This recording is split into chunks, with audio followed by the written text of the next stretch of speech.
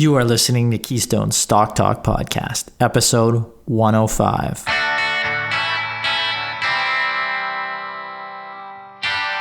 If this is your first time listening, then thanks for stopping by. This podcast is produced every week for your enjoyment, and show notes are found at www.keystocks.com. Come back often, and feel free to add the podcast to your favorite RSS feed or on iTunes. You can also follow us on Twitter at Keystocks and on Facebook or via our 24-hour streaming radio station, pennystocks.fm. And keep submitting your stocks via the usual social channels or at our website, keystocks.com, for our Your Stock Our Take segment. And we just might review your stock in an upcoming show and let you know if it is a buy, sell, or hold. This week, we start by discussing the hot topic that the so-called Robinhood traders are responsible for a V-shaped rally since COVID-19. In our Ask Us Anything segment, we take a listener question on how to get an advantage in investing in small caps, and I provide an example of how we use this advantage to recommend profitable small cap Photon Control, symbol PHO on the TSX, to clients, which has nearly doubled in the past 2 months alone. Our dog of the week is embattled Cineplex Inc., CGX on the TSX, Canada's largest movie theater chain. The stock fell 17% today after the global movie theater giant Cineworld announced it would not be following through with its $2.8 billion acquisition of Cineplex, initially announced in December of last year. Finally, our Your Stock Our Take segment, we answer a listener question on microcap Thermal Energy International Inc., symbol TMG on the TSX Venture, which is engaged in the development, engineering, and supply of pollution control, heat recovery systems, and condensate return solutions, which can help their customers increase facility efficiency and reduce energy consumption. So let's get into the show today. I'd like to welcome my co-hosts, Brennan and Aaron. How are you guys doing? Well, just getting ready for the webinar or tomorrow, not tonight, tomorrow. Always, every time we do this, of course, we want to take a look at the content and just update it on a weekly basis. But yeah, so keeping busy and watching the very insane market reactions that we're seeing right now and some of the explanations for them, which is a little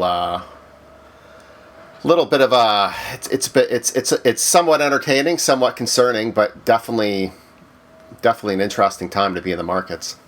Yeah, without a doubt. And those seminars, just briefly, that we have coming up here, June 16th, we already sold out June 2nd and June 9th, but June 16th, 7 p.m. Eastern time, 4, I believe, Pacific. It's 91% sold out. I think we looked at last. New topics, new stocks, but at its core, live webinar will show you how to take action during a crisis and start building a simple 15 to 25 stock portfolio.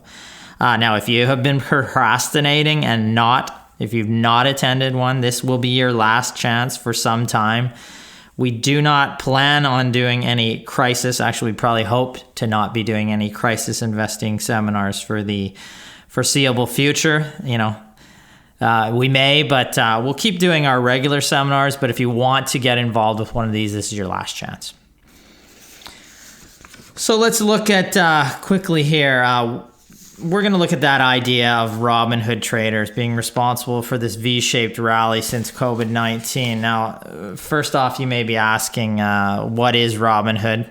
Essentially, it is a free trading app that lets investors trade stocks, options, ETFs, and cryptocurrencies without paying commissions or brokerage fees, which sounds great. Now, there's been a flood of new retail investors into brokers like Robinhood. Charles Schwab has one, TD Ameritrade as well, alongside the market's major rebound from the depths of its lows in March. And this has developed that popular narrative that you're seeing now that it's retail investors driving the rally. It's that narrative that big investors such as Buffett are the ones, they're not buying this market, but retail investors are, buying into this market and driving the market higher. Now, Robinhood is a Silicon Valley-based startup, and it saw a historic 3 million new accounts opened in the first quarter, which, while stocks at the same time experienced their fastest recovery from what we'd call a bear market on record. It's zero commissions and fractional trading, and a lack of maybe sports and a lack of gaming and gambling has driven some young investors into the market. That is the narrative that's out there right now. Now, I would say that just because two things are happening at the same time doesn't mean that one causes the other. But we can look into whether or not we think it is a part of the significant part of driving the market higher. Now, Barclays did an analysis on this. They used RobinTrack, which tracks Robinhood's account activity, but it's not affiliated with Robinhood itself. Now, it found that while it's true that many of the high return stocks that had substantial increases in retail ownership, the high return stocks that Robinhood is on Robinhood, but the low return stocks also have had a big increase. So that doesn't seem to correlate towards it just being, Robinhood platform traders driving the market higher, because there's some low return stocks that have also had big increases in retail ownerships through this platform. So I don't know if you guys have any comments on that. Well, I'll let you go ahead first. Brendan. Well, I was just going to say, I'll agree. Like even a lot of my younger friends here, like I'm 25. A lot of my younger friends, 25 years old, have been asking me, is it time, Brennan, to get into the market? And they've actually been creating trading accounts. Now, not on Robinhood, but seeing the market pull back, the initial 40% that it did, they were intrigued and they were like, this might be the time to start my investing journey. So I've told them kind of our strategy where if you are going to buy something, layer into a position, keep some capital for the future right now. But yes, there's a lot of new traders that are going into the market. So I do see, a little bit of the theory there. But yeah, you can go on now, Aaron.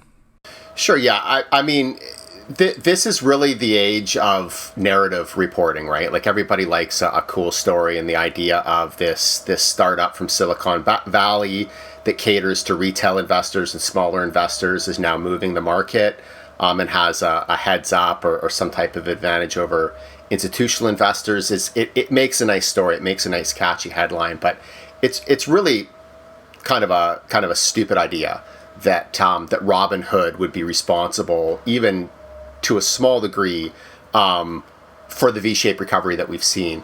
Robinhood itself is generally designed to cater to smaller investors. They have 10 million accounts is what they've reported. Now, they don't report assets under management, but considering the fact that they are marketed to smaller investors with not a lot of money, I believe that there's no minimum trade sizes. I'm not sure. I'd have to check into that. The estimates put their assets under management at about $20 billion. So for a startup, that's very impressive that they've gotten up there. Absolutely. But the U.S. market is almost a $40 trillion market, right? So the idea that some trading from retail investors from, an app that manages 20 billion is somehow responsible for a major recovery of a $38 trillion market is quite absurd. One idea that I've heard floated around is that some people might be going to this Robinhood tracker to see what people on Robinhood are doing and using that as some type of a leading indicator. So that gets, a little more buying into those stocks than you're actually just getting directly from Robinhood. But you're still talking about, relatively small numbers compared to the overall size of the market and what you would need to drive that type of a recovery. So it's really quite an absurd proposition, but it makes for a catchy headline. Absolutely. Yeah, and I like how you break it down just to the numbers there, because that's what we come back to. We're talking like 0.05 of a percent of the market, right? I mean, I agree. That's not even a rounding error, right? So it's for our audience. I think that the best way to break this down and have a real talking point on this is when we, when we look at the real numbers, it doesn't, driving the market from that platform doesn't seem to make sense. But I would break it down to discussing investing versus trading and the merits of day trading, because, this, in theory, investors can use Robinhood to invest too as well for the long term, but it is designed to trade. So for the average investor, it is our opinion that trading is not a good idea. In fact, it can be seriously harmful to your portfolio. And let's look at some numbers and some studies that actually have looked at the merits of day trading. And I'm going to reference, there's many empirical studies that have been done. But there was one done and published in July of 2019, so just over a year or under a year ago. It's called Day Trading for a Living. And it was done by a company, done by the University of São Paulo of Economics in Brazil. Now, there's an abstract from this. I'll just read the abstract quickly. It says here that we show that it is virtually impossible for individuals to day trade for a living, contrary to what many course providers claim. And there's many courses that you can see out there, many touting this all over social media. We observe from this study that all individuals who began to day trade between 2013 and 2015 in the Brazilian equity futures market, this is the third largest in terms of volume in the world, so it's liquid.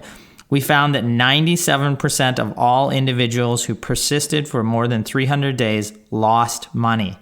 Only 1.1% earned more than the Brazilian minimum wage, and only 0.5% earned more money than the initial salary of a bank teller, all with great risk. So like we're saying, there are so many ads out there these days. Millennials are all over social media showing that trading is a lifestyle and with big cars and great vacations that they're buying out of these trading profits. Early retirement. Yeah, of course. All of these things that you love to see, but is it realistic? We would say no. And I would say the captain of this ship may be Barstool Sports founder Dave Portnoy. Now, he cashed in on his platform, selling a stake in the business, his business, Barstool Sports, to Penn National Gaming, which was valued then at $450 million. I think it's gone up from there. Look, this is a great entrepreneurial win for him. But he has taken his $1.5 million followers into the market with videos touting hefty gains and unrivaled bullishness. Look, I have nothing against Dave himself, but this, in his Davey day trading global videos, he frequently states that, a very optimistic mantra that stocks essentially only go up. Now, we are just looking at the evidence, he's promoting day trading, but we look at the evidence here, which shows that day trading is not a way to make money long term. It can sound very tempting, but we'd say do not buy into it. Look at the studies. Real wealth is created through investing, full stop, not magic button trading programs. And the more we see these out there, the more it makes us cringe, because we can see people over the long term and even the short term losing considerable money in these programs, where you can look at the studies. That study is just clear as day that showed 97% lost money. It's not a 50-50 or a roll of the dice or a flip of the coin type thing. 97% in that study lost money. So we couldn't stress that more, that for our clients, for people who are looking to invest in the stock market, look as an investor, share an ownership position in that business, not as a day trader trading a symbol. And I'll just add one more comment, just if somebody's trying to get an explanation for what's driving this V-shaped recovery, just take a look at where interest rates are compared to where they were at the start of the year. Bond yields in Canada, in the US, historically low interest rates. And I know we've been saying that for years, but these are truly historically low. The 10-year government bond in Canada right now is yielding 0.5%. So not even covering your inflation. Massive monetary stimulus, massive economic stimulus, governments in Canada and the US propping up businesses, propping up individuals, sending out checks, right? So a lot of money being flooded into the system, right? And when this happens, when you're in an era of really aggressive monetary stimulus and economic stimulus, QE, you name it, typically what that does is it inflates the price of financial assets, not necessarily because those financial assets are worth more, but because the cash that they are denominated in is worth less. That's a better explanation. And I'm not saying that's 100% of the story as to why. I mean, there's a lot of different things. There's a lot of moving parts to the market. So that is not the whole story, but it's a far better explanation than Robinhood. You think it's a better explanation than just a trading app? You think? Possibly that made for a very, quick headline. Yeah, and that's what we'd fall on that side for sure. But it's a great topic to discuss because we see it out there right now. And, and if we can get a takeaway from it, that, beware of trading programs, just generally speaking. Not that the app is inherently evil itself, but people who are trying to teach you courses on trading, when you look at empirical studies showing you that you just lose money, even the pros, like we know many pros in the industry who have a really difficult time making any money trading. So, hopefully we can pass that on. So, Brennan, anything you had to add on that? Well, I just thought it was great that you brought up Davey Day Trader, because it just shows like Barstool Sports is huge in pop culture right now and just on social media, and so many people are following him. And just on your point of just how he's bringing people into the market. Like on one of his days, he did end up taking a position in Boeing, and I don't know how big the position was, but in one day he was down $400K. So I mean, it's just. And he was on his live stream when he was down the $400K, and he looked white as a ghost. It wasn't a good day for him. So again, that's stay away from trading. And he's in a position to stomach that loss. Yes. Most people in North America are not in a position, or even a percentage of that loss, right? So certainly. Yeah. So definitely, there's really a distinction between trading and investing. I don't think people always get that, and we really try to stress that. We're not buying a symbol, we're buying a business, and we're buying it for the long term. And we want to achieve those excellent gains over the long term. Trying to achieve them with high risk trading styles in the near term can get you in trouble. And that's all we're trying to say here today. So let's move to our Ask Us Anything segment. Our question comes from Trevor. He asks us, how do you get an advantage, or how could I get an advantage in investing in small caps? It is one of our areas of specialties. So it's kind of a broad question. There's many directions that I could point you in. But one of the reasons why we do spend countless hours researching profitable small cap stocks is it's one area where we can find informational inefficiencies, which is what we can use to our advantage. Because there's a lack of coverage, often there are no analysts covering a stock, or just a couple analysts covering a small cap, versus say 20 to even 100 or more covering a large stock, a well-known name at any given time. So by getting to know the business, you can truly have a profitable advantage. We would say that one key would be to study the outlook. It's one little snippet of information that you can get from the company's latest quarterly press release or their quarterly financial statements. Look for the business guidance or the outlook for the next quarter or the coming year. Now, not all companies will provide this info, but many will. In the case of a small cap stock, if you're only one of a few people or analysts watching this stock, and you can understand it, it can give you an edge, and it can be a very profitable edge in some cases. I'll give you an example. I love to give real world examples. Photon Control, symbol PHO on the TSX, is a profitable small cap that we cover. On March 18th of this year, the company reported its Q1 outlook, and I will quote it here. As of today, management stated, we have recorded $14 million in revenues for Q1 2020, and we currently expect $1 million of additional shipments by quarter's end, so a minimum of $15 million in revenue for that quarter upcoming. At this revenue level, we would expect Q1 EBITDA margin to be 30% of revenue. So if we look at last year's first quarter, if you dig those up, look at them on CEDAR, of $8 million, and we saw the company... we see the company expecting 87% growth at a minimum in terms of revenue, and a massive jump up from an EBITDA loss at that time last year, in the Q1 of last year, of 1.5 million to a gain of at least 5 million, likely higher. With the stock then, it was trading at 80 cents, mid 80s range. It appeared like an opportunity. Now, we got all of this, the opportunity there, from just looking at the company's outlook. So it's a great place to start if you want to gain an advantage in small cap investing. Now, incidentally, Photon Control has now gained over 88% in the past 2 months for our clients since we issued that buy report. So looking at the outlook, understanding the business, that it's not just a symbol, can be very profitable for you. So Trevor, that's one area that I'd point you in. Take a look at that outlook. I think it's a good example too of sitting in the weeds and monitoring a stock going along.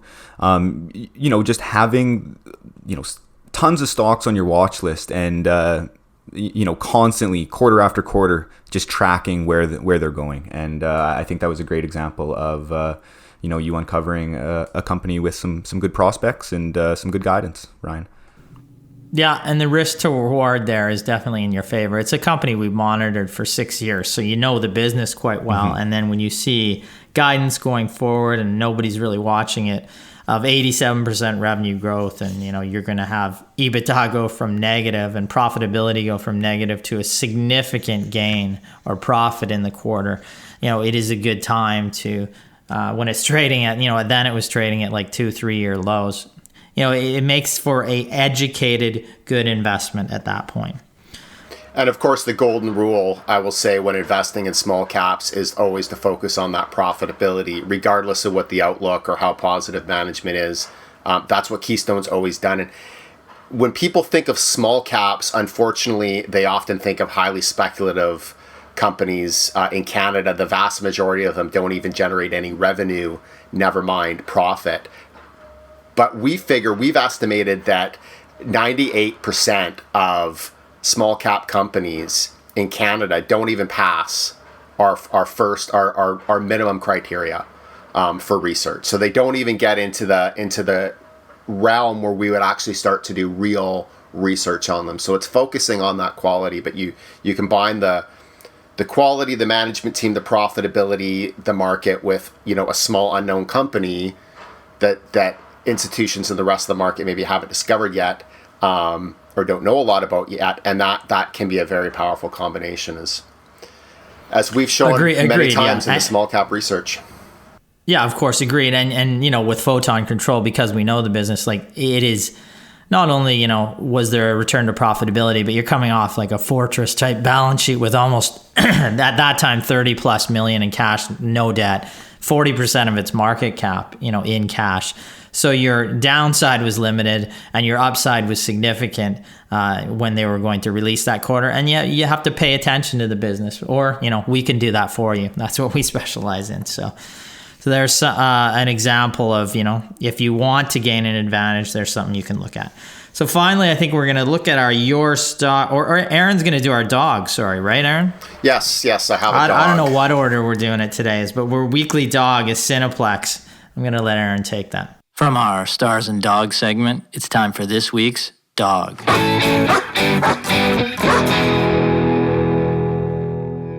Sure, let's go on this one. So Cineplex, the symbol is CGX on the TSX exchange, trading right now for about $11.50.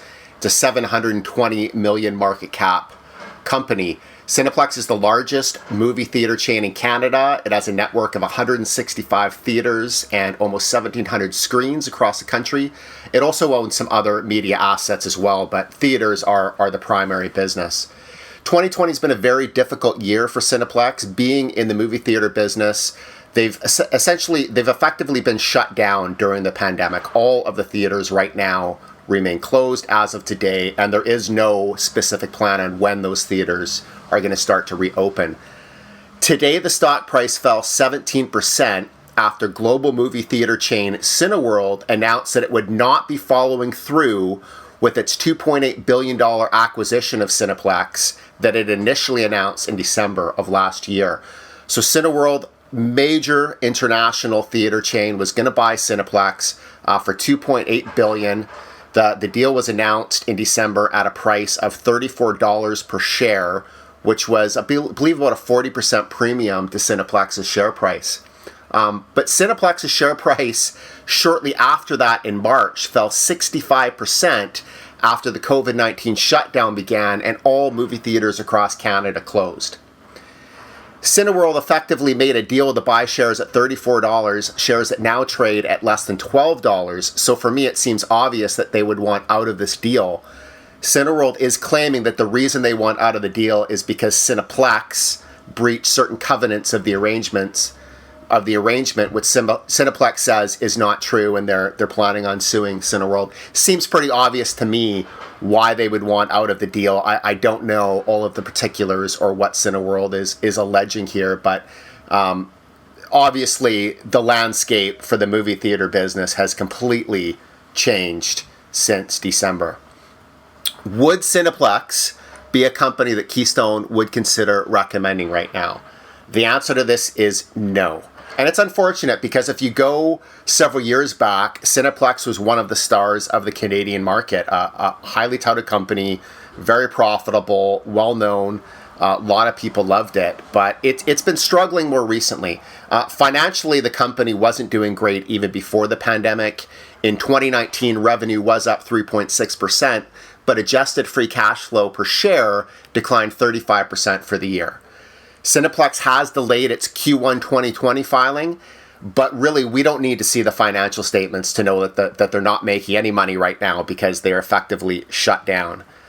Also, if you include the lease obligations that the company has, the balance sheet is highly levered with nearly $2 billion in debt. So that would include long-term debt and lease obligations. Even in the best of times, the movie theater industry isn't really a space that we love just because it was so highly dependent on the lineup of blockbuster videos that are released in any particular quarter or year. But a major long-term challenge that the industry has been facing is how is it going to remain competitive as the number of entertainment options for consumers continue to explode. And there's been a notable trend of declining movie theater attendance in recent years. Same theater attendance was down 5% in 2019, 2% in 2018, and obviously it will be much worse in 2020. What we see is a company facing significant short-term and long-term operating challenges, and also a company that has a levered balance sheet. This is a dangerous combination, and right now, this is a company that we would absolutely avoid. Yeah, I think it's a good synopsis on the business. I mean, just anecdotally for myself, you've seen a couple of films during COVID-19, the current shutdown.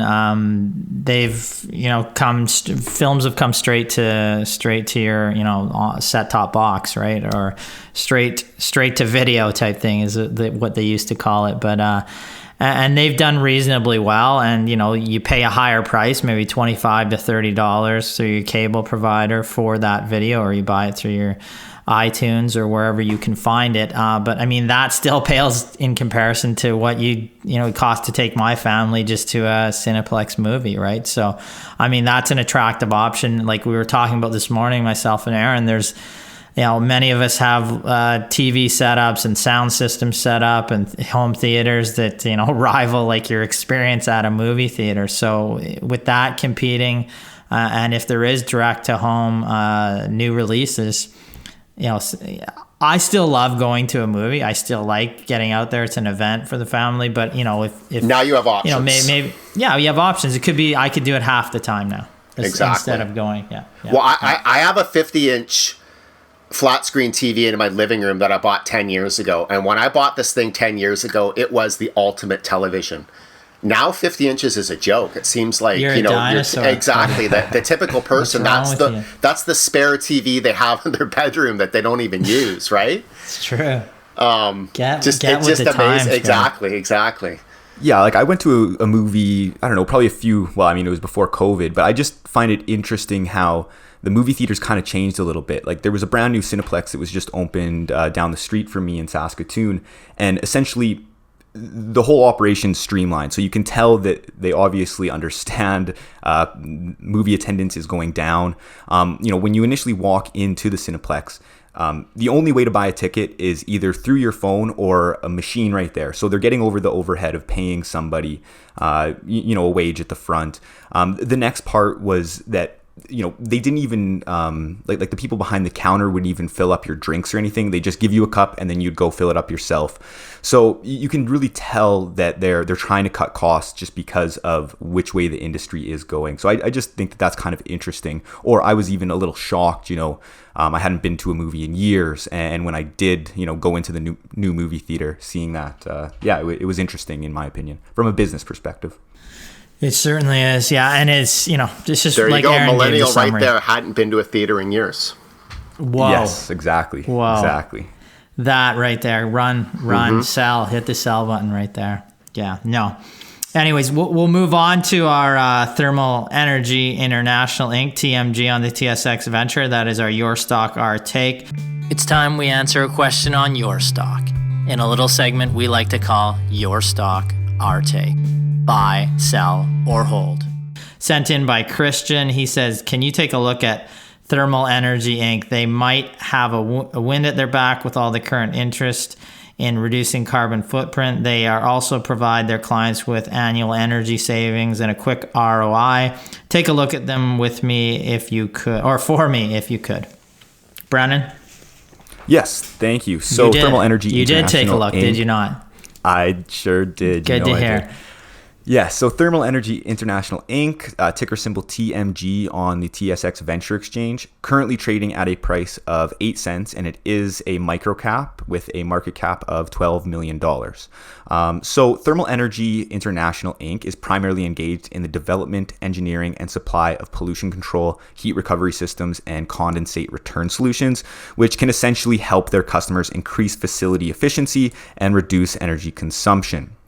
So looking at the company's past share price performance here, the stock has essentially been range trading between 5 cents and 17 cents over the last 3 years. So it hasn't really been doing too much. And it's definitely a higher risk type of play just because of the volatility.